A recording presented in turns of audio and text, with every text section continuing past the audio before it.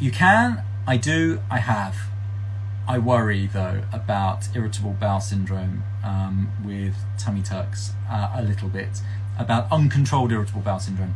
So, I mean, irritable bowel syndrome is so common. Of course, it doesn't preclude you from having abdominoplasty surgery or a tummy tuck. But I will ask you about the severity of it, because if you're getting really frequent sort of bloat recovery episodes, and that is not dissimilar to what gives you the skin laxity in the first place. And I don't want you to be in a position where you're kind of stressing and relaxing and stressing that corset, the internal muscle corset that I'll tighten up again, where you're stretching and relaxing the skin repeatedly. That's bad. So we will be wanting to get you to a point where your IBS is under control, actually, so that you don't have to then worry about it in a panic after your surgery. The other thing I have encountered once, and it's worth bearing in mind, is that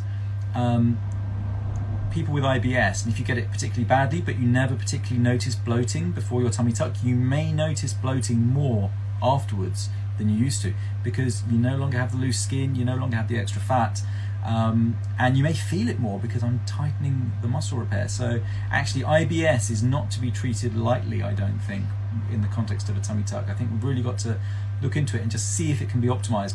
And it's worth exploring that, because you may have lived with IBS for many years and think nothing can be done. And actually, sometimes there are things that can be tried and done, and sometimes the treatment will vary from time to time. Sometimes you'll go through a phase where one thing works really well, and then something else, that will stop working so well, and you can go to something else. So you need to sort of learn how to deal with it, what foods to restrict, what medications to try, maybe some herbal medications. Sometimes there are things that can help. So a nutritionist will be... Yeah, a nutritionist is a good person to speak to, and we have the incredible Josie Waring, who is a great nutritionist who can give you advice on this and everything else nutritionist related. So there you go. IBS and tummy tuck, amazing question. I love that.